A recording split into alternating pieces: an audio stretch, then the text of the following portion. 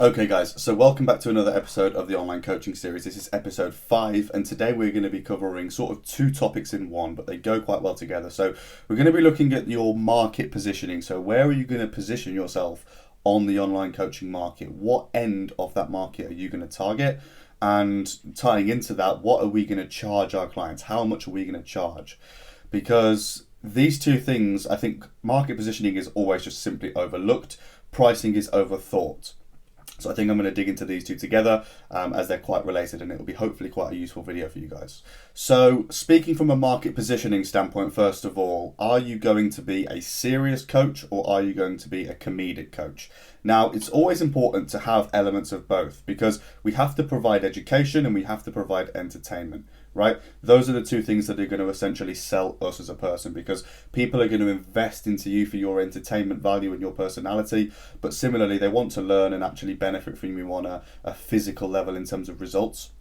So it's important that we provide both, but you must pick one that you target more so as your dominant selling point. So either you're a really funny guy, but what you're going to realize is that you're going to attract people like you who maybe aren't so serious, or actually, you know what, you're not funny at all, and you want to try and promote value and general education to your clients, in which case you're probably going to attract more serious people. So as a serious person, that will be better for you. You'll get on better with those clients. Inevitably, you'll see better results.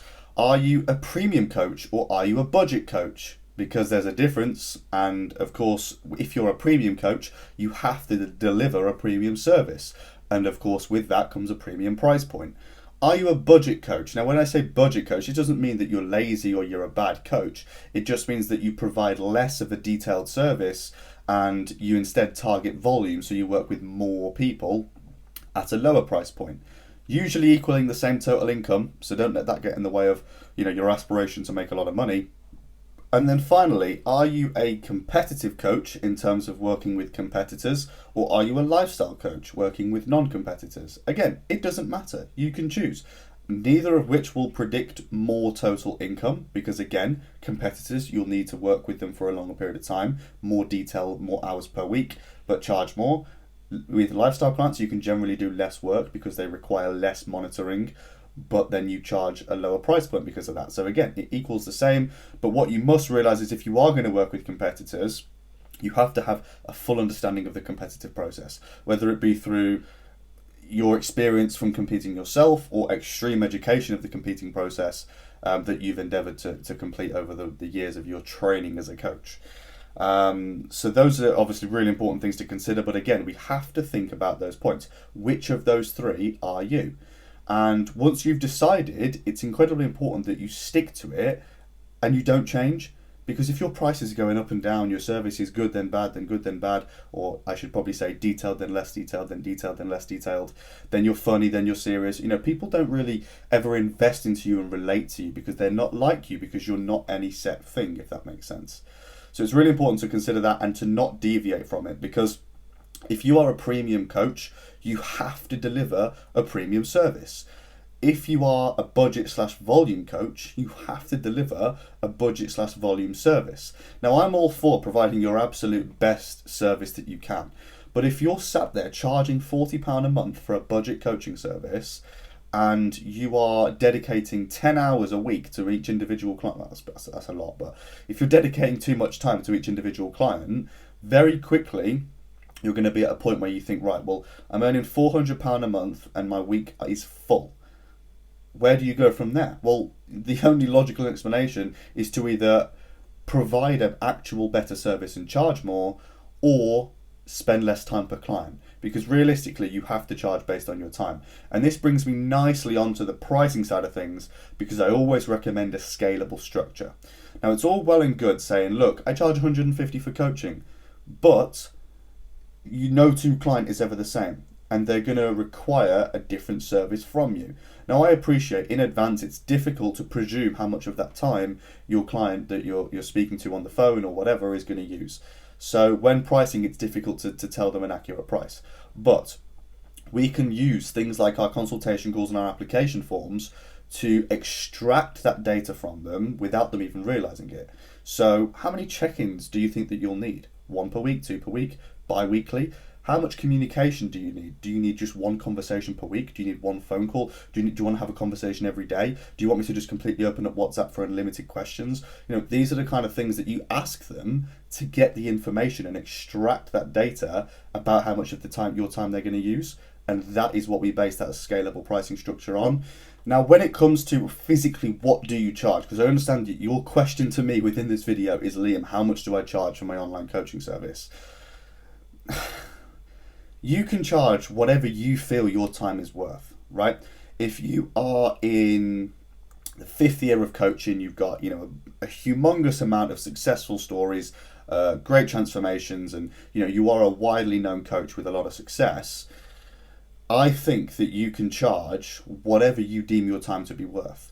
Whereas when you first start coaching, you almost have to undersell yourself a tiny little bit just to get the results, the people through the door and the results on your Instagram. Once that's in place, you then can fall back to that, what you think your time is worth. But generally, I would always say between 50 and 200 is what online coaching is worth. If you are at the elite level of coaching, you can go on to £300, £400, £500 a month, maybe more. But if you're at that level, you should not be taking coaching advice from me.